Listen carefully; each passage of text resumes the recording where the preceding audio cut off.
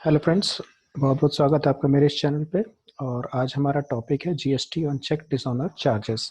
दोस्तों, कई बार क्या होता है कि पार्टी को हम जब सामान बेचते हैं तो वो पार्टी हमें पेमेंट करती है और वो भी चेक से। और वो चेक जब हम बैंक में लगाते हैं तो कई बार वो चेक डिसऑनर हो जाता है। और उस केस पे डिसऑनर के समय कई बार बैंक क्या होता है, उस पे जीएसटी चार्ज कर लेती है।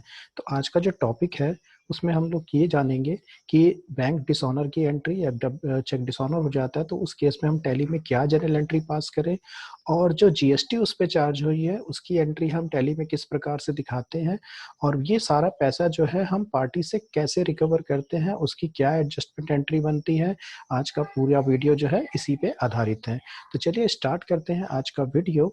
और चलते मैं लेके चलता हूँ आपको अपने टैली की स्क्रीन पे। तो टैली पे ऑलरेडी मैंने एक कंपनी बना रखी है, और इस कंपनी में सबसे पहला काम आपको क्या कर लेना है, जीएसटी इनेबल करा लेना है।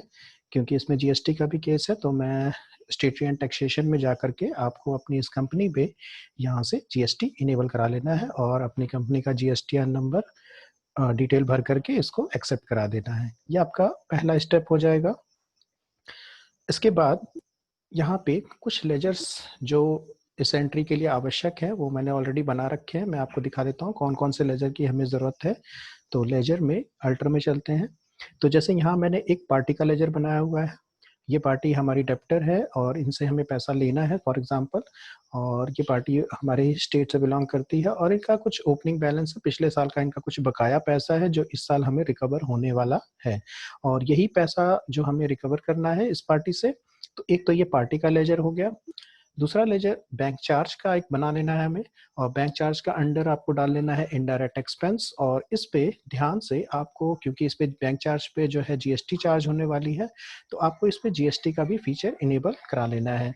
यहाँ पे आपको जीएसटी का परसेंटेज जो बैंक चार्ज के ऊपर जो भी परसेंटेज लगना हो आपका, जैसे मैंने एग्जांपल में 18% ले लिया है। और यहाँ पे nature of transaction purchase taxable आपको रखना है। और नीचे टैक्स का रेट आपको डिफाइन कर देना है जिस रेट से भी आपका बैंक चार्ज टैक्सेबल हो। और टाइप ऑफ सप्लाई में आपको क्या ले लेना है, सर्विसेज। ठीक है। इसके बाद आपको केस के अकॉर्डिंग सीजीएसटी और एसजीएसटी का लेजर आपको क्रिएट कर लेना है। इसके अलावा मैंने एक बैंक क्रिएट कर रखा है, Purvanchal bank, under bank account. और यहाँ आपको ध्यान देना है कि चूंकि जीएसटी ये पूर्वांचल बैंक ही काटेगा, जिस बैंक में आपका अकाउंट है वही बैंक आपका जीएसटी काटेगा। तो यहाँ पे बैंक का जो है जीएसटीआई नंबर और अकाउंट नंबर वगैरह आपको प्रॉपरली मेंशन करा देना है। तो ये तो हो गए लेजर्स जो हमें इस एंट्री के लिए सबसे ज़रूरी है। तो ये सारे लेजर बनाने के बाद अब बात करते हैं जनरल एंट्रीज की। तो सपोज कीजिए हमारे जो डेप्टर है वो हमें बकाया पैसा जब हमें देंगे तो हम उस समय क्या एंट्री बनाएंगे। तो उस समय हम इनसे पैसा रिसीव करेंगे, यानी रिसिप्ट में एंट्री हम लोग पास करेंगे। तो चलते हैं F6 में। ये F6 से रिसिप्ट की एंट्री होती है। तो हमारे जो पार्टी है, जो डेप्टर है, उनका नाम है आशुतोष ट्रेडर्स। तो सपोज करिए ये जो आशुतोष ट्रेडर है, इनका बकाया 10,000 रुपया है। तो मैं इनसे 10,000 रुपया रिसीव कर लेता हूँ, 10,000। और रेफरेंस में हम लोग ले लेंगे अगेंस्ट। और ये उनका जो पेंडिंग बिल है, ये बिल, इसी बिल का पैसा वो हमें दे रहे हैं। तो यहाँ पे ये पैसा मैं रिसीव कर लेता हूँ। और कहाँ रिसीव कर रहा हूँ, अपने बैंक में। तो सपोज करिए आशुतोष ट्रेडर से हमें ये पैसा चेक से मिला है और चेक को हमने डायरेक्टली अपने बैंक में डिपॉजिट कर दिया। ठीक है। चेक नंबर मैं यहाँ पे भर लेता हूँ रैंडमली।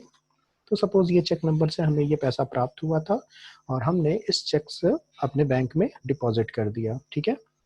अब इसके बाद सपोज करिए हमें बैंक से पता चला कि ये चेक जो हमें पार्टी से रिसीव हुआ था, ये चेक क्या हो गया, डिसऑनर हो गया।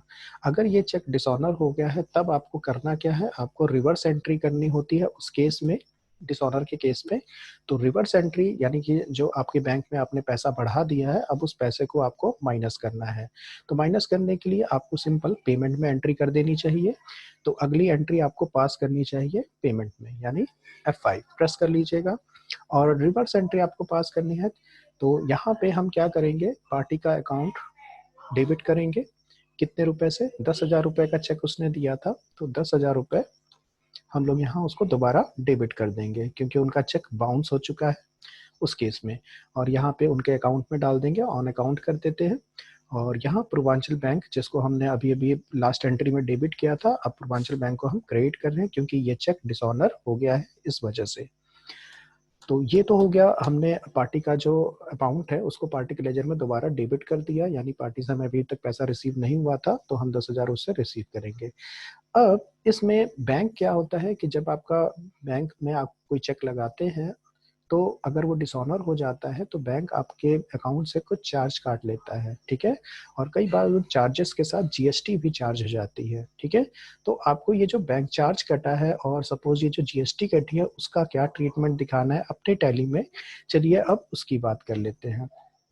तो उसकी एंट्री आपको दोबारा मान के चलिए बैंक ने आपका बैंक चार्ज काट लिया, बैंक ने आपके बैंक चार्ज के ऊपर जीएसटी भी चार्ज कर दी है। तो अगेन चूंकि बैंक से पैसा आपका कटा है तो आपको ये भी एंट्री किस में करनी चाहिए, पेमेंट वाउचर में, ठीक है।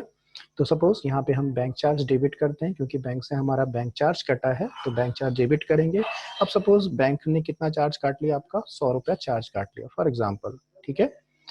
फिर डेबिट करते हैं। अब सपोज बैंक चार्ज के ऊपर बैंक ने सीजीएसटी लगा दिया, तो यहाँ पे हम सीजीएसटी ले लेते हैं और सपोज करिए हमने वहाँ पे टैक्स का लेजर 18% रखा था तो सपोज करिए 9 रुपया इस पे सीजीएसटी चार्ज हो गया, ठीक। और फिर डेबिट करते हैं और एसजीएसटी लगा देते हैं, तो 9 रुपया ये भी हो गया, सीजीएसटी 9 रुपया और एसजीएसटी आपका 9 रुपया, यानी आपका 18 रुपया जो है जीएसटी कट गया इस पे। बैंक चार्ज 100 रुपया लगा, उसके ऊपर जीएसटी लग गया 18 रुपया, यानी टोटल पूर्वांचल बैंक ने जो है बैंक से कितना पैसा काट लिया, आपके 118 रुपया काट लिया बैंक चार्ज के रूप में, प्लस जीएसटी उस पर लगा दी, ठीक। तो ये तो एंट्री हो गई बैंक चार्ज की और जीएसटी की। अब चूंकि ये जो 118 रुपया है ये पैसा भले से आपके बैंक से कटा है लेकिन किसकी गलती से कटा है, उस पार्टी, सामने वाली पार्टी की गलती से। उसने आपको ऐसा चेक दिया जो डिसऑनर हो गया। तो अब आप ये सारा पैसा यानी 10,000 वो पैसा जो पार्टी से आपको लेना था प्लस 118 रुपया ये भी पैसा आप किससे क्लेम करेंगे, अपनी पार्टी से, ठीक है। दूसरी बात, ये जो सीजीएसटी और एसजीएसटी आपका चार्ज हो गया यहाँ पे, ठीक है। तो आप जब रिपोर्ट देखेंगे तो रिपोर्ट में जब आप अपना जीएसटीआर 2 देखेंगे, यानी डिस्प्ले में चले जाइए और यहाँ पे स्टेटरी रिपोर्ट में और जीएसटी में जीएसटीआर 2 जब आप देखेंगे तो यहाँ पे आपका जो इनपुट क्रेडिट आपको दिख रहा है आईटीसी अवेलेबल है 18 रुपया। अब चूंकि ये 18 रुपया आप किससे क्लेम करेंगे, ये 18 रुपया आप पार्टी से क्लेम करेंगे तो आपको इसकी रिवर्स एंट्री करनी होगी, यानी यहाँ पे एक बार ये अराइज हुआ है आईटीसी, तो इसको जब आप पार्टी से क्लेम करेंगे तो ये ऑटोमेटिक यहाँ पे क्या हो जाएगा, माइनस हो जाएगा। चलिए एंट्री देख लेते हैं एक बार। तो पार्टी से ये 118 रुपया आप कैसे रिसीव करेंगे, तो उसके लिए आपको एंट्री पास करनी होगी जर्नल में। तो अकाउंटिंग वाउचर में आते हैं और F7 जर्नल वाउचर खोलते हैं और यहाँ पे हम ये एंट्री पास करेंगे। डेबिट करते हैं किसको, तो ये 118 रुपया हमने किससे रिसीव करना है, आशुतोष ट्रेडर से रिसीव करना है, तो यहाँ पे आशुतोष को डेबिट कर लेते हैं। टोटल पैसा था 118 जीएसटी जोड़ के, तो यहाँ पे 118 हम डेबिट कर लेते हैं, ठीक है। और यहाँ उसके ऑन अकाउंट में डाल देते हैं और क्रेडिट करते हैं किसको, बैंक चार्ज को। बैंक चार्ज, तो बैंक चार्ज हमारा कितना था, 100 रुपया लगा था, तो 100 रुपया बैंक चार्ज हो गया। फिर क्रेडिट करते हैं किसको, चलिए एसजीएसटी आ गया तो एसजीएसटी को कर लेते हैं 9 रुपया। और फिर क्रेडिट करते हैं किसको, सीजीएसटी को, तो सीजीएसटी भी कितना, 9 रुपया। तो ये सारा पैसा जो है 100 रुपया बैंक चार्ज, 9 रुपया 9 रुपया सीजीएसटी या जीएसटी, ये सारा पैसा हम किससे क्लेम करेंगे, आशुतोष ट्रेडर से, क्योंकि उन्हीं की गलती के कारण ये जो हमारा चेक हुआ है डिसऑनर हो गया है, राइट। तो यहाँ पे जैसे ये एंट्री को कंप्लीट करेंगे आप, तो दोबारा अगर आप अपना जीएसटीआर देखें तो डिस्प्ले में आते हैं हम लोग एक बार और स्टेटरी रिपोर्ट जीएसटी और जीएसटीआर 2 अगर आप देखें तो यहाँ पे आप देख सकते हैं ये 100 रुपये यहाँ पे क्या हो गया, माइनस। तो क्रेडिट नोट डेबिट नोट, हाँ ये जो जनरल में हमने एंट्री पास की तो आप चाहें तो इसको डेबिट नोट या क्रेडिट नोट में भी पास कर सकते हैं, इफेक्ट यही आएगा जो इस वक्त आया है।